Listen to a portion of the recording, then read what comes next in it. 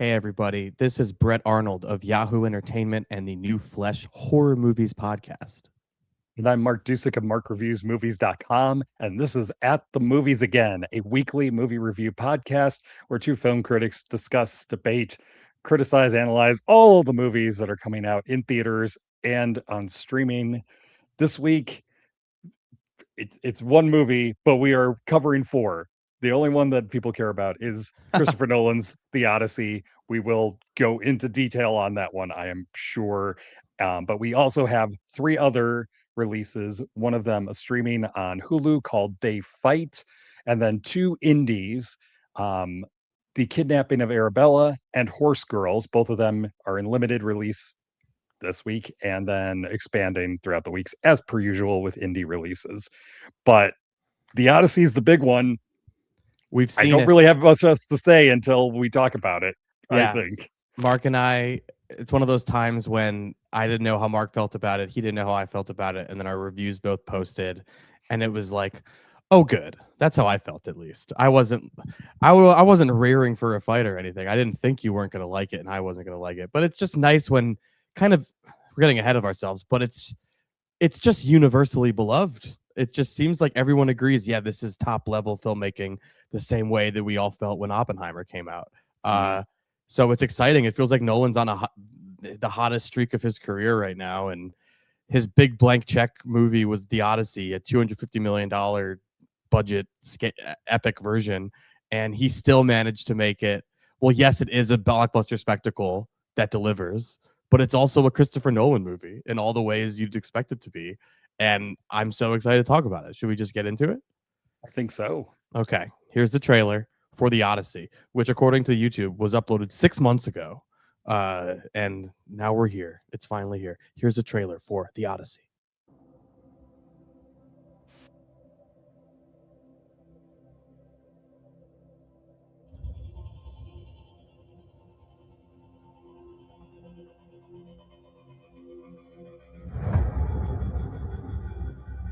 After years of war,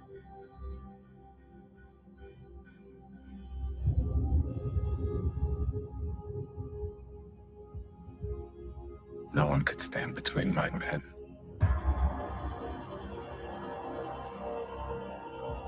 and home.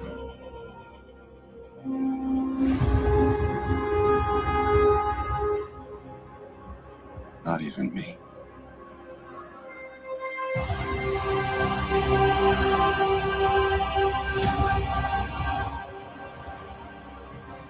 All right. If you're watching on YouTube, maybe those visuals gave you chills the way they did to me.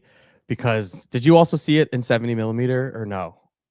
I saw it in 70 millimeter. But not IMAX. Okay. Not IMAX 70 millimeter. Got it. I'm sure it looked beautiful. I did see it in IMAX 70 millimeter, and I am excited to see it on a regular wide movie screen to see how it plays there, because it is, kind of overwhelmingly striking to look at. It's a beautifully shot movie. I'll throw it to you. I'm just gonna word vomit otherwise. So Mark, please tell me about. Yeah, we'll have plenty of time to vomit praise all over this thing in the next however long it takes. It is an adaptation of the epic poem attributed to Homer. It is about Odysseus and his men trying to travel home after the Trojan War and encountering a lot of monsters and gods and creatures and everything else along the way. On that level, it is pure spectacle. But because it's a Nolan film, it's also thought-provoking and thoughtful, and it has ideas about time and war and humanity. As this feels very much in conversation with Oppenheimer in a way I was not anticipating at all, in that it is about war. Stunning the degree to which it's a spiritual sequel to Oppenheimer. It is so much that, like, it is kind of hard to parse it. Like, it's hard for me to separate the two now, because I'm like, wow, those are two movies that are after kind of the same thing.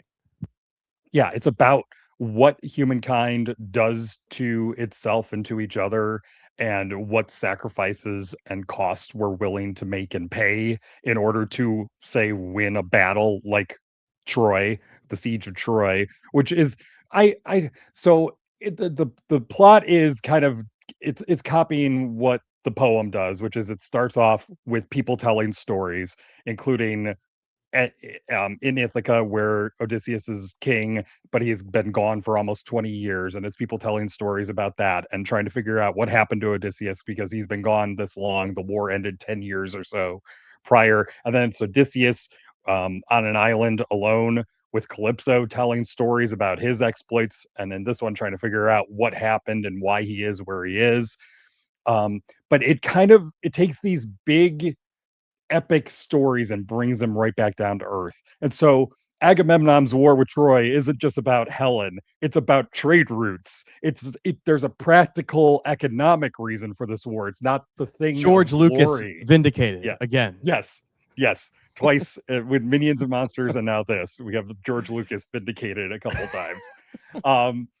Yeah, it's just fascinating the way that Nolan takes these big things like monsters and all that and brings them down to earth. With the monsters is by doing them with practical effects. The Cyclops chilling.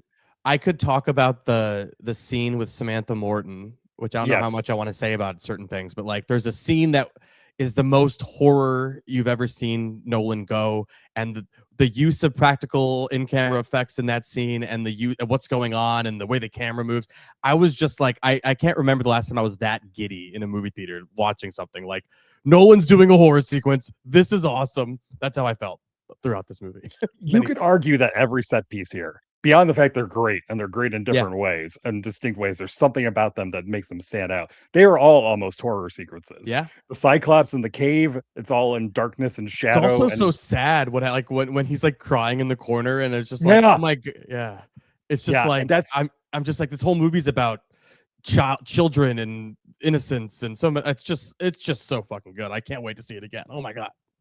Yeah, there's a lot, and that's the other big thing about bringing it down to earth, that it's not just a massive spectacle, it's a melancholy one too. It is about regret and guilt and trying to figure out your place in the world and what you've done and how that defines who you are and what is happening in the world around you. This whole idea of Zeus's law, which is it keeps coming up, that you bring in people and you treat them well because it's they the could golden be gods rule in that disguise. You were taught in school. Mhm. Treat others the way you'd like to be treated. And there's an extra sentence here in the Greek mythology Odyssey version, which is because any person could be a god, and you don't want to disrespect.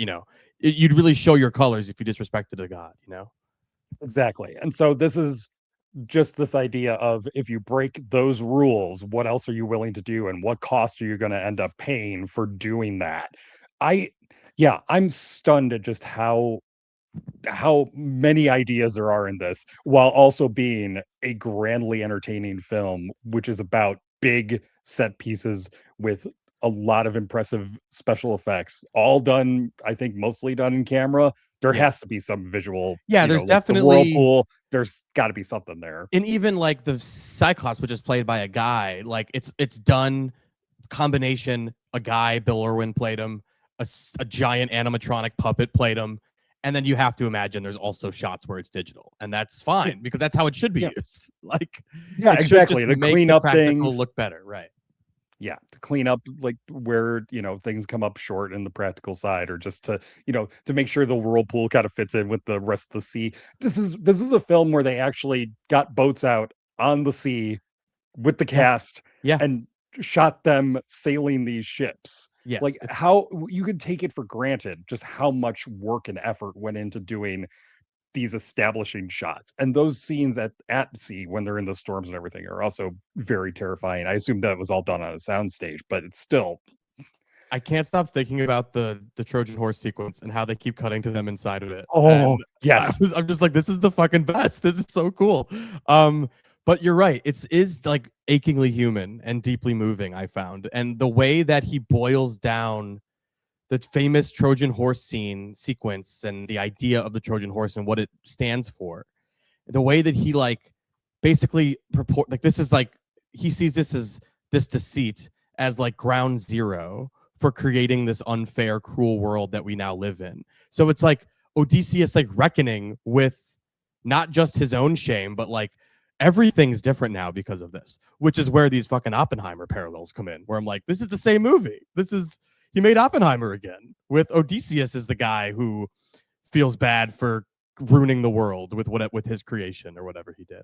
So the fact that Nolan's able to like put his obsessions and things he keeps making movies about, that he's able to take the most foundational text of all time and like still do that in a way that works, it's kind of just mind-blowing. I'm like, he like I not that I ever was down on him, but like he can do no wrong as far as I'm concerned. Like he can do anything if he can turn the Odyssey into not only the spectacle that it is, and like in IMAX and 70 millimeter, the whole movie shot that way. It's the first time that's ever happened. Like that, this is our summer entertainment. And I just feel so lucky that we have Christopher Nolan making these, big movies that are actually, smart and engaging with like literature. And it's just cool that this movie's going to make a lot of money. Whereas like, it would have been like a Marvel movie. I mean, yes, we're still going to have a Spider-Man movie make a bunch of money in a few weeks, but it's exciting to me that Nolan's making movies and that people are actually interested in seeing them too. Yeah, I don't know where that happened. I'm happy about it. Yeah, I'm very happy about it, but I don't know where. Was it Inception maybe? That I think people so. thought, When this he is what I want to became see. like Nolan is a franchise onto himself now. Like Oppenheimer solidified it, I think, because we were all like, this movie is the one that's going to gross $1 billion. Like that's insane. That's not just the Barbenheimer phenomenon. No. Barbie was the biggest movie of that year financially, but you don't pull in the same audience that goes to Barbie with a 3-hour character piece. No, so that's why I feel like Oppenheimer. the Odyssey is like a moment where it's like, okay, now we have to put up or shut up on this. Is Nolan a widely accessible, blockbuster guy?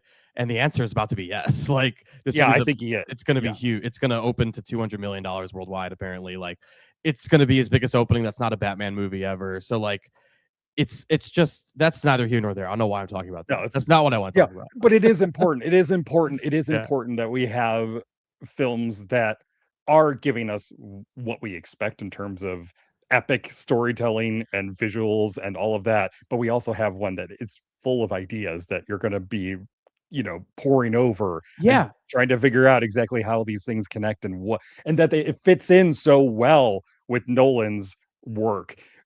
In terms of the time, which is baked into the poem itself, but also about humanity and what we do to ourselves and each other. Yes, and of course, it's about storytelling and myths and why we create legends rather than discuss the harsher realities or even the more boring truths.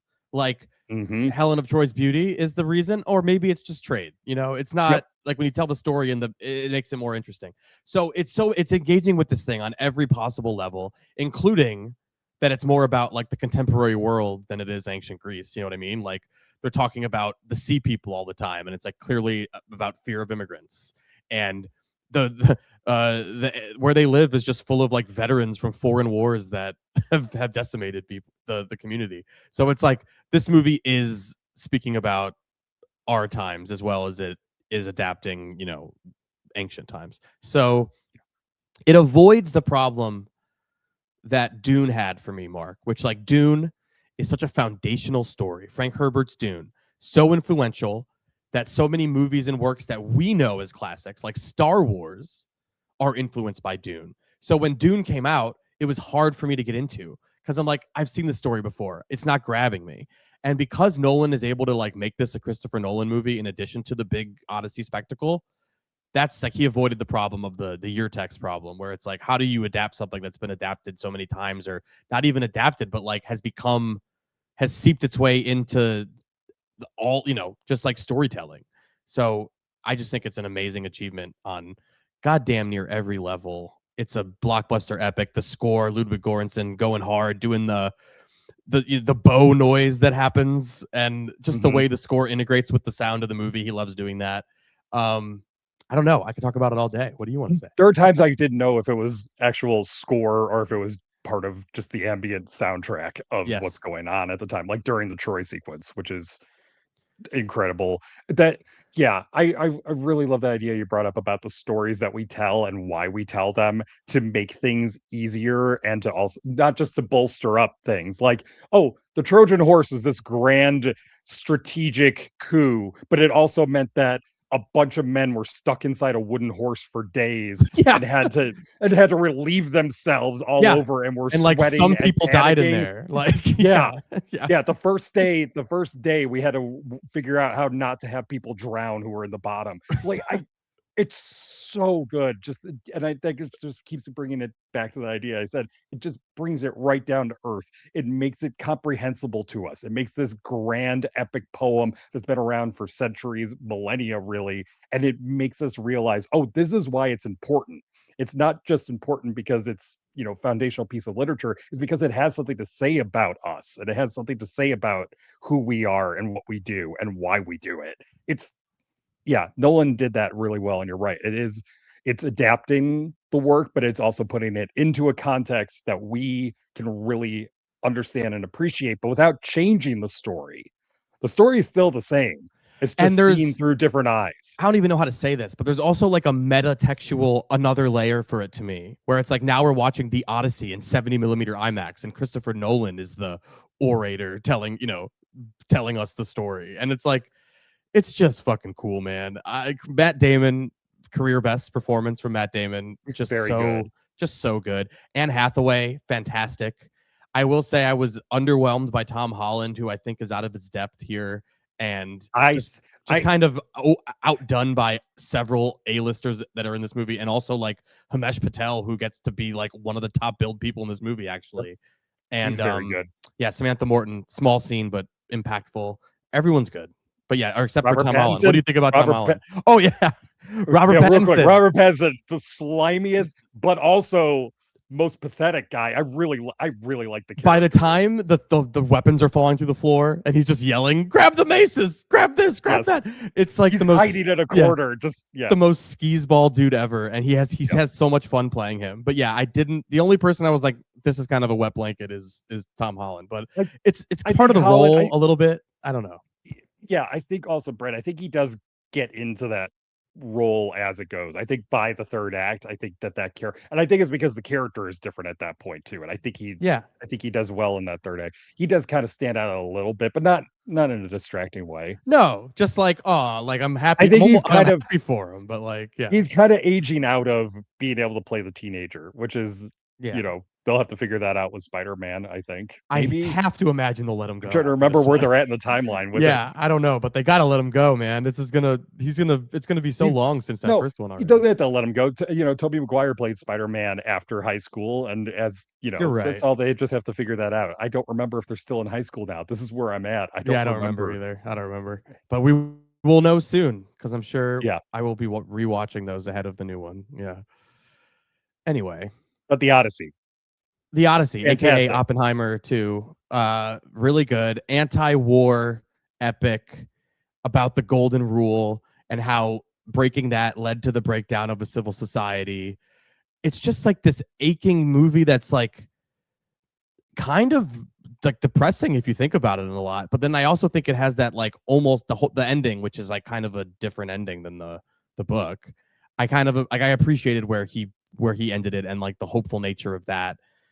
I don't know. I loved it. I can't wait to see it again. I will be seeing it again just at my local theater whenever I can in the normal widescreen. Because honestly, it's so interesting to me that like this man has to frame the movie not just twice, apparently like 6 different times over with all the different formats. Because I think IMAX 70 millimeter is different from regular IMAX. Is different from Dolby. Is different from 70 millimeter. Is different from every 35. Other large format that's out there. Oh yeah, who can forget 35 there's millimeter. Also 35. There's like you can see it on 35 somewhere, which is funny when there's also 70. It's like who's choosing that? But I guess if it's there, I would take it. It's all about what equipment the theaters have left. Yeah, I know that like local-ish theaters for me, there's one 70 millimeter house like in all the major theaters. Do they use it? And that's Oh yeah. Oh, okay. Cool. But for this one, that's what I'm saying. Like you have to figure it out. If you want to see it in 70 millimeter, you got to figure it out because there's only like 3 show times each day for that one because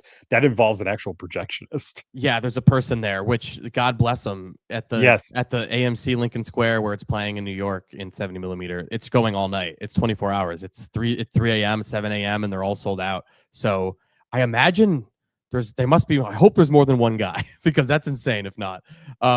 back in my day, it was just one guy doing the projection. But I hope they're staffed properly at the AMC. I'll throw my hat in the ring. I used to be a 35 millimeter projectionist. You can train me on the IMAX. I know. I'm sure I could pick it up. Anyway, 4 stars for me for the Odyssey. I don't know what else to say. I loved it. It's great. I think we should have taken the. Oppenheimer opens with that quote about Prometheus stealing fire from the gods, and I'm like, oh yeah, he has this on his mind. Or I feel like I read somewhere that Oppenheimer was obsessed with the Odyssey, and like in researching the Oppenheimer, it's like people are tracing how we came up to do this next, and I feel like that's part of it. So it is all tied together. But yeah, just like for Oppenheimer, 4 stars for this as well. 4 stars for me as well, Brett, for the Odyssey. Playing in every single theater you can imagine, in every format you can imagine. However you see it, I am sure it's got to be worthwhile. Yeah, don't like. I love Letterboxd started a punch card for which format you have seen it in. Yeah, so like, don't feel pressured by that. If you're like, I can't see it in this format, blah blah blah, I'm not gonna go see it. No, just go see it however you can. If it is playing in those special theaters, you might want to see it again at some point if you can. But it definitely. Just go see it on a big screen, the biggest one you can find near you. All right, next up, They Fight on Hulu, a movie with some great performers, and I don't know what else to say. Here's the trailer for They Fight. Mr. Manigan, I'm sure you are well aware this is your last shot. Please tell us, what are your plans for your life? You have a life to kill. At least try to do some good. Even if you lose, man, you got to fight back.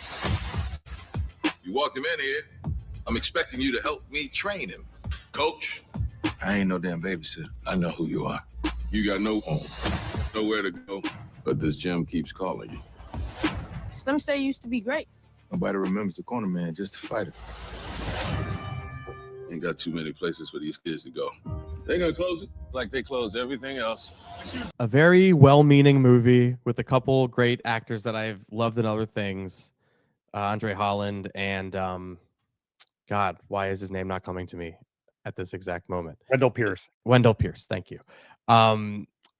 It's just the material is so generic, so familiar, and it's just kind of amateurishly made to the point where it doesn't have good pacing or flow, and it just kind of lies there.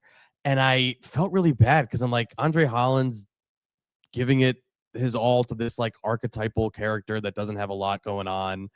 I was just mostly disappointed with this movie. How did you feel about it? I was disappointed too, and I'm wondering how much of it is just a problem of adaptation. It's based on a documentary, and so or how much I didn't see the documentary. It came out a few years back. I think it was on TV, mostly on broadcast TV, and I didn't see it. I'll have to catch up with it because I am curious how much of it is just we could just tell the same story the documentary told, and we just dramatize it, and how much of that documentary is them actually talking about what's really going on when they take this out because they can't do it. I don't know. There's something big missing from it. There's a lot missing from it, really. And it's those character beats that you need to actually have a feeling you're watching real people. It feels like you're missing a whole section or something. You're like, the way the kids and the adults are supposed to be like, those narratives are supposed to be like side by side, but they're kind of one narrative. But it almost seems like you're watching like flashbacks when you're not. It's like a strange, just a badly made movie, I guess. I don't know. There were times I was forgetting, Andre Holland's character is coaching these kids because all the coaching stuff happens in montage. There's no like discussion about just hey, this is how you got to fight in the ring. This is why it's important to do this. These are the lessons you're going to learn from doing it. Even like stuff like that, it would have been formulaic and predictable, but it might have at least given us a sense that you're telling a story and you have a reason to tell it. It's formulaic and basic to the point that it's like leaving out key storytelling details. It's like streamlined. They're like, you get it or something. Or I don't know. I don't know what it is about it, but it definitely, the whole time, it just kind of feels off kilter. And you're like, why isn't this working? Because like all the ingredients are there for like a heartfelt, old boxer, old guy in the corner who, needs to stay out of trouble and he's going to help these kids. Like all the ingredients are there for like, I know this is formulaic, but it still works because the formula is good. But this particular use of the formula, something is off, and it's uncanny almost. Like, it's like, why isn't this working? The question I kept asking myself. I'm like, why did they cut to this here? Why is this? It's just not very good. Yeah, as good as Andre Holland is, I think he's very good in general. He's really good here, but he's playing a character who, his big moment is prompted by, oh, now's the time for your big speech to the kids where you explain your past and why you're doing this and what's important. It really does feel like the notes in the screenplay were translated into dialogue that just, this is what has to happen now, and you're gonna do it. He's like, okay, I guess I'll do it. He tells his story of how he ended up in prison and got out of prison and now is doing this, and it feels so routine. And that's mainly it. The whole movie just feels routine. It's just going beat by beat, going through the motions and hoping maybe it'll connect with us, but you got to do some of the work of developing these characters in some way. And if you don't, this is what you get. Yeah. I don't want to be mean, but so you go first. How many stars? Okay. Yeah. 2 stars for me for They by Brett. I don't think it's terrible. You're right. Because Andre Holland is very good. I think the story it's telling is kind of interesting. But it's not telling it well. That's the big problem. Yeah. I'll stick with 2 as well. I was deciding between 1.5 and 2, but 1.5. If the performances weren't good, maybe it's a 1.5. But because there's got some good performances, I'll give it that 2. Totally arbitrary star rating. That doesn't mean anything. All right. Next up, let's talk about The Kidnapping of Arabella. And I think some sparks might fly here between Mark and I. I think we disagree on this one. Here's the trailer for The Kidnapping of Arabella.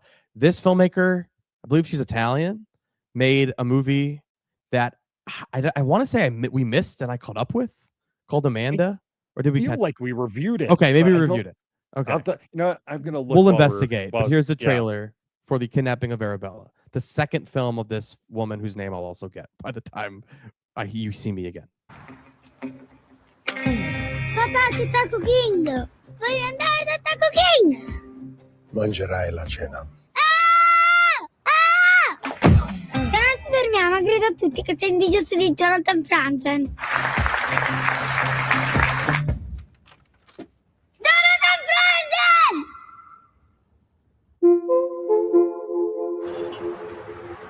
Franzen! Ne sono quindi felice ed emozionato che ci sia qui mia figlia stasera.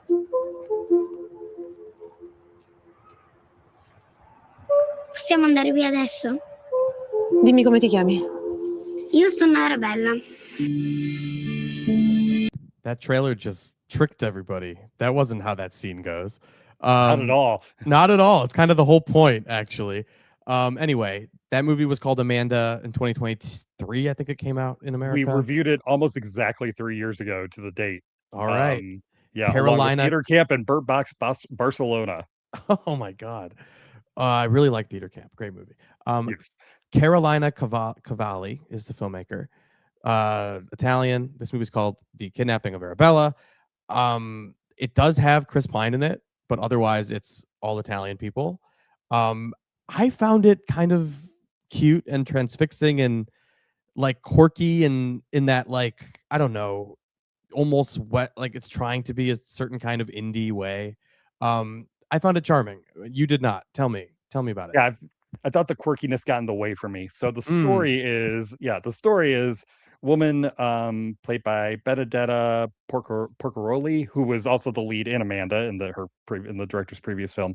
Kind of aimless, doesn't know what she's doing with her life. She's studying physics and working at a local ice rink, and she also is kind of spoiled and entitled and is very good at conniving and convincing people to do things that they don't necessarily want to do just to get what she wants and the way she wants it. She believes that this girl is her younger self who has gone through a wormhole or some kind of hole in the space-time continuum, and she wants to lead the girl down a path that will change the girl's life so that her life doesn't turn out as badly as hers has. That's the story. But in reality, obviously, it's just this kid of an author played by Chris Pine who wants to run away from home and finds this sad Yeah, woman. because her and dad this is a won't. good way to do it. Her writer father, who wants to be like Jonathan Franzen, she keeps yelling, won't take her to like Taco Bell or Taco King, whatever it's called, and like literally like that's the inciting incident is like him just like relenting and being like, take this girl to Taco King, whatever, sending like a driver with her, and then she goes on this little Odyssey little mission by convincing the woman Holly that she's her younger self, which like this woman is just like perfectly in a bad place where she's not going to investigate too heavily about this and just kind of accept it. And the movie is about her. Yeah, that, as Mark said, I thought it was so like charming in its way. Like what didn't work for you about it? I think it eventually gets at this idea that all these characters are lost and sad and don't know what they want. But man, up until then, it is just about the quirkiness of, isn't it funny that this girl is so manipulative and this woman who's apparently incredibly intelligent, but you're right, doesn't even ask simple questions like, hey, maybe there's a reason that this girl knows my name or could figure it out when it's literally right in front of her. Yeah. That it, and also just making her completely innocent. Like this is the only way that she could kidnap this girl without it being a serious, moral infringement on this character. I don't know. It just feels so contrived and convoluted to get at this weird setup. I didn't buy it. It comes down to that. I just didn't buy the setup or the premise. And by the time that it does eventually start discussing these characters on the terms that they're at, which is they're sad, their lives didn't go the way they wanted to, and they're trying like to she thought she'd be like a dancer or something, right? Mhm. Like Holly. It's about like unrealized potential. That's what it's about. And it's about her through the kid trying to fix that for her, but it's more about her own journey, of course. But yeah, the movie's just like about that. As I said, it's just like about what happens to the kids who had potential, who don't find what their thing is and maybe are sad. So I don't know. I found it compelling in that I liked what it was about. And I do think it wears a lot of influences on its sleeve, including Wes Anderson or something. But I don't know. It just feels like a movie that's very stylish and steeped in its influences. But I was able to connect with it, and I appreciated. I think we were probably the same split on Amanda, where I was like, I like this, and you were like, it was okay. I thought Amanda was okay. I think this is not as good as that one, even though it has same director, same star. I do think the lead is very good in this role and could maybe trick you into thinking like there's a lot more going on here, or that the character is played more authentically or portrayed more authentically just because the performance is so good. But once it does start becoming more serious, I didn't buy the sincerity of it either, because it's trying to be so silly and goofy up until that point. Yeah, I don't know. I was expecting not to like, because every time you don't like something, I'm like, well, I'm probably not gonna like that. So I was like, maybe just pleasantly surprised because I was expecting to not like it or something. But yeah, I don't know. I was like, this is funny that this little girl is just, I very much relate to someone who tries to control every situation to get their way. So I was relating to this character. And then I loved how the plot kicked in the gear when the lady asked what her name is, and she's definitely like primed to think it's her as a young kid already, and the kid looks and sees a name tag and goes, I'm that name. And it's just like I was totally on its wavelength, and just like, okay, this is fun. And nothing profound or anything, but it is an interesting topic to talk about. Like, what about the people who had potential but didn't realize it? And it's a kind of about that. And Chris Pine's character, he's good as in the role, but it's pretty like low key, and he doesn't have a lot to do. It keeps going back to him at like a brothel over and over again to try to suggest that like he's also in that same position, even though he is a widely successful author. He's just not as successful as he wanted to. Like he doesn't he do, isn't it implied he does make believe sessions about like pitching a book and it going over really, really well with a publisher? Yes. Like it's weird. Yeah, all the people in the movie have unrealized potential, I guess, is the idea. There's a cop that comes into play too, who has a crush on her. Yeah, I don't know. It was like, I would call it cute. It's one of those movies where I'm like, it's almost like damning to call it cute. But I thought it was cute and fun. Like I'd recommend it to, I don't know who. I was gonna say my mom, but she's not around anymore, sadly. But that's okay. But it's the kind of movie she would like. 3 stars for me for The Kidnapping of Arabella. I just could not get on that wavelength. Apparently, 1.5 stars for me for the Whoa, Kidnapping of okay. Arabella. I really didn't like it. That's so funny. I don't think. Yeah, I wish I had more insightful things to say about it. I don't really no. know. I was just think like, I it's had just- fun with it. I really do think it just came down to you got on its wavelength and I couldn't. Yeah. Yeah, I guess so. Either you're gonna vibe with its very specific, goofy, strange humor, I guess, or not. Next up, Horsegirls. Here's the trailer. What's your name? Margarita. My mom and dad named me that because they were drunk on margarita the night they conceived me. Oh. Wow. No, huh? I'm home. We have to party. I just made all this chicken. Put it together. I need you to start thinking about getting a job again. No, thank you. Just because I care about you. And I love you. I love you. Mom, can I ride a fake horse? Keep it tight, guys. Keep it tight. Yeah, sure. That's sick. Can I help you? Can I? Can you what? Can I join this horse class thingy? Goddammit! Well, there you go. Another movie I would describe as cute that I enjoyed, even though it's about sad things that I can relate to personally. Good, sweet indie movie about someone with, I'm assuming it's autism, right? Like they don't really, do they name it? I don't know.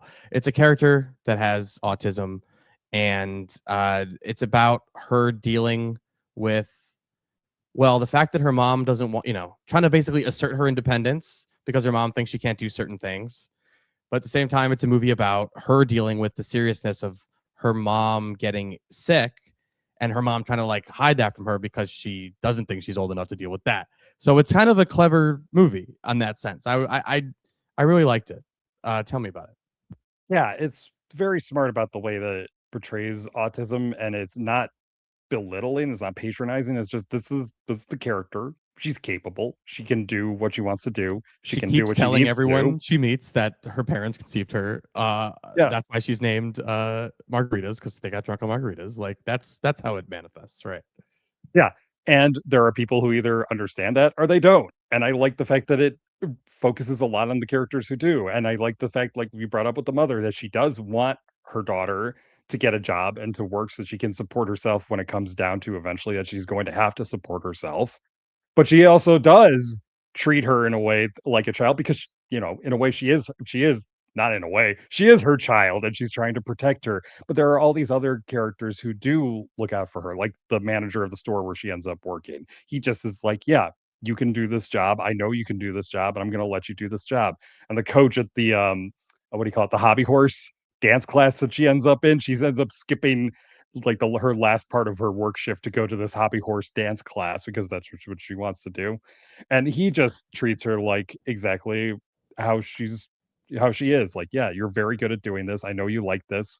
And he at times thinks that she's insulting him because of the fact that he feels out of place and weird doing this because of the reason that he's doing it. It's just a very sweet movie, and I think it has a real warmth to its characters and how they relate to each other. It's just really nice to watch, and it's not making a joke out of all this stuff. It's funny, but it's authentic about its portrayals. I think part of that is due to Lillian Carrier, the lead, her great performance, and I believe she is a person that like is autistic, so it's not like a person pretending to have autism, which I do think probably makes it feel more authentic and like it's not problematic in its depiction. It's like, oh no, this is just like the way it is and the way it would be.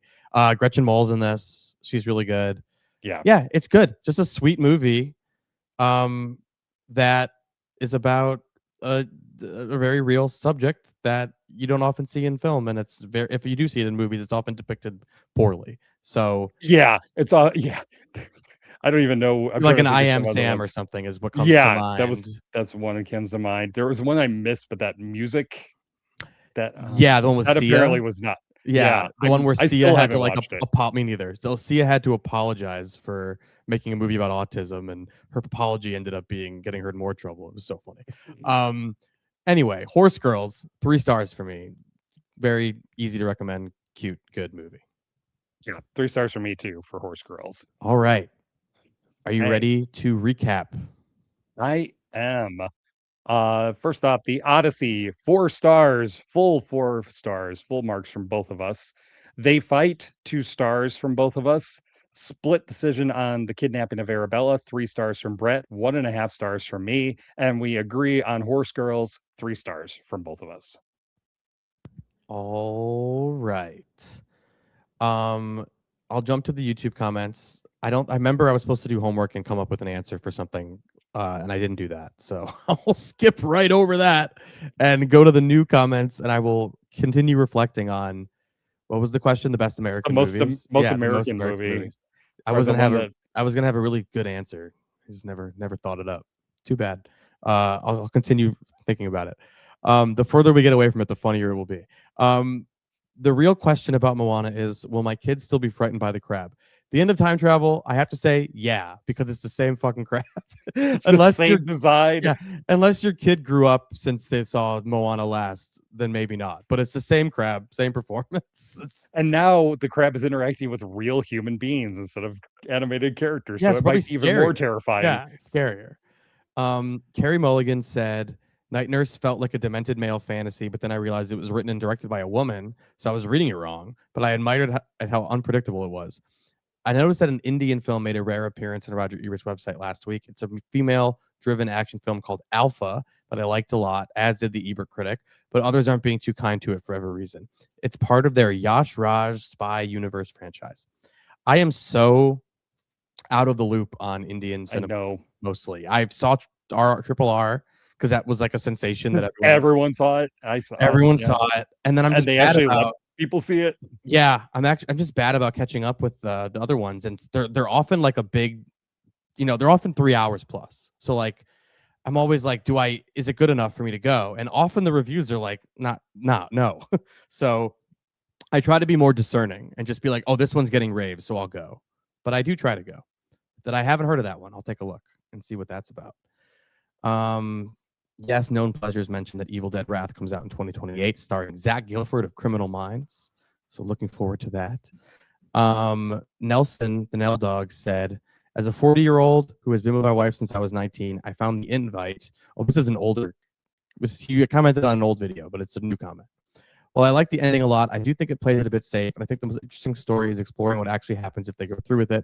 But I also like the ending we got and the lessons it teaches. The cast is exceptional. Seth hasn't been this good since Take This Waltz. It might be his best performance. Ed Norton better get a nomination. I do think The Invite is like a stealth, maybe not even stealth. I do think it is an Oscar contender. At least for the performances. The performances, and I think yeah. There's so much talk about like women directors not getting nominated to the point where I'm like, that was a well-directed movie. Like maybe Olivia Wilde will get nominated. But who knows? But I do think Olivia Wilde should be nominated for her performance because she's fucking great in that movie. And so is everybody else. So yeah, any combination of performance nominations makes sense to me for that one. And we'll see if that pans out. The Odyssey, another one we didn't mention, but Odyssey, Oscar frontrunner, clearly everything. It's going to win everything. Yeah, it's I think the only thing that might not get any performance nominations just because that's so funny. You're right. It might just be like a Best Picture, craft, writing. Like I don't know if will he finally get an Oscar for writing. I don't know. We'll have to find out. Johnny McGarrigle says, it wasn't until this podcast that I questioned how much I laughed at the dementia and Evil Dead burn. I enjoyed it more than you both, but I agree the CGI last set piece wasn't additive to the film. Given I've never watched Wet Hot of Sound, Mind, and Body, I'm curious to how I will take Gail Daughtry, but I'm looking forward to it. Finally, I'm envious of Mark's 70mm. Oh yeah, I forgot. I wasn't supposed to see Odyssey in 70mm IMAX, but the gods made it so, and I was able to see it.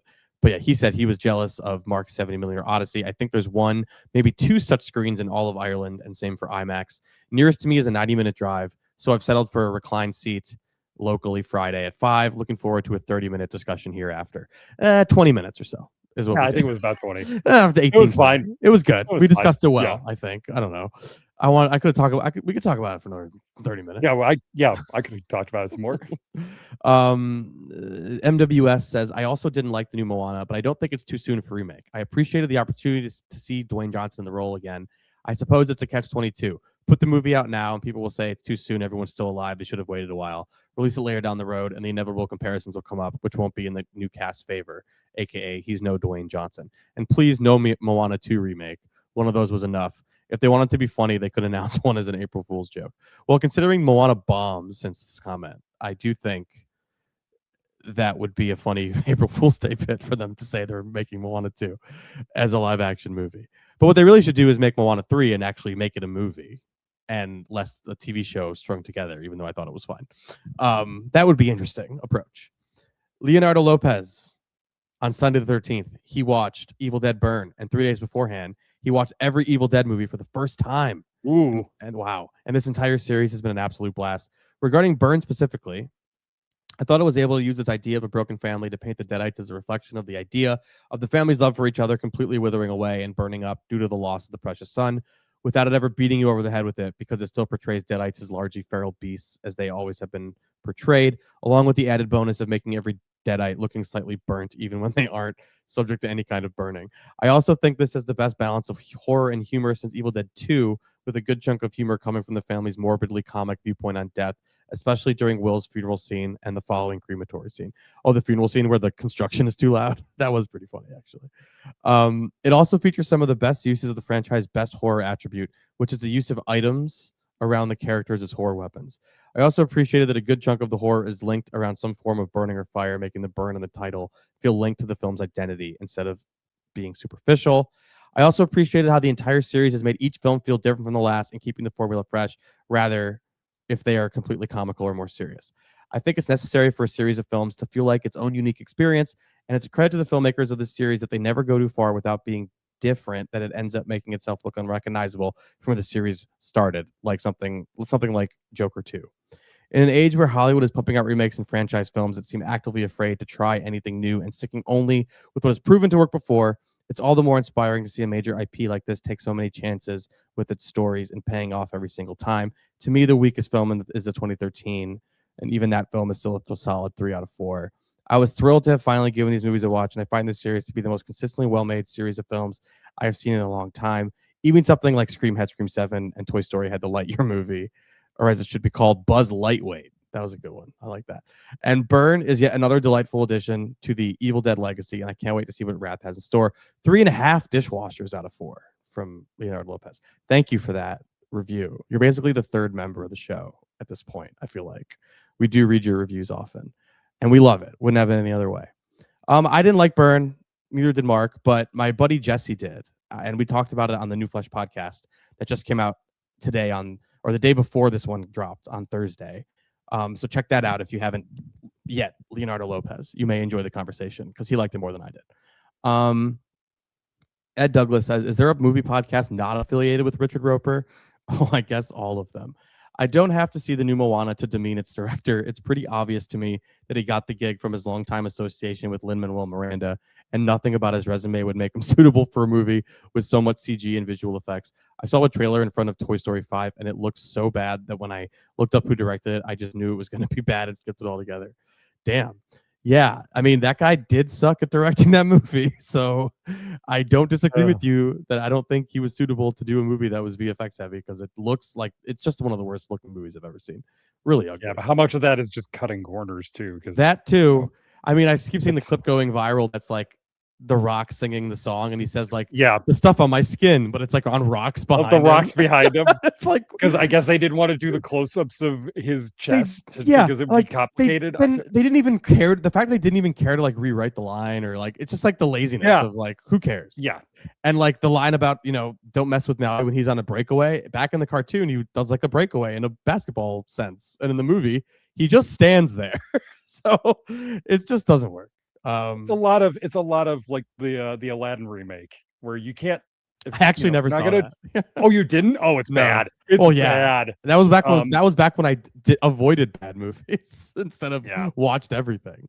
But yeah, I never saw that one. Guy Ritchie's Aladdin. You can't do the genie stuff in live action. You can't do it. And what's the point of that if you can't do that? If you can't, but they definitely. I mean, they tried to, right? Because it was Will Smith. Well, I don't know. I mean, it's kind of a kind of a stretch. That is, the older comment about, saying that an actor they're going to recast as somebody wouldn't live up to the original. It's like, yeah, but you could find somebody who could at least do a decent job. I think of Will Smith as like not even close to Robin Williams in any way. That you would think, oh yeah, Will Smith will be our choice for the genie. That's so strange. Just bad casting. So goddamn strange that happened. All right, I think that was it. That was all the YouTube comments. What's next week? Is there something? There's some stuff next week. Her Private Hell. Yes. The new Nicholas Winding Refn, and that's, I don't know, a bunch of little movies. There's a action movie with Alan Richardson called Motor City. Okay, I'm gonna need a contact for that one. I don't have nothing about that. And then I wish I went to go see. They screened it the other day. There's a new cut of Manhunter, the 40-year-old Michael Mann movie that I love. The adaptation of a Hannibal book. Yeah, it's coming out theatrically limited next week, but I don't think I'll be able to see it in time. I think it's just in the city. But that's happening. So if it's playing near you, check it out. It will eventually be on disc as well, but it's getting a re-release first. Yeah, which is cool. Cut. I think they're calling it the final cut, which like I don't know how different it is. I feel like they really just hyped up that it's like he took another look at it and like all the technical stuff is new, but I do think the final cut implies there's like a couple scenes that I think are different that I need to look into. Yeah, but I'm curious. I might look into it and see if I can find a way to see it. And I asked for a link and they don't have one, which is fine. Well, never mind then. Yeah, maybe they'll get one soon because I asked, or other people are asking. But yeah, they were like, nah, just the screening, which I get. I would love to see it in the theater actually, but couldn't make the 10 a.m. Yeah, too bad. It's okay. Maybe some of our listeners can go and enjoy it. And then the week after that is Spider-Man, which will be another one of the highest grossing movies of the year. Cool. All right. Bye, guys.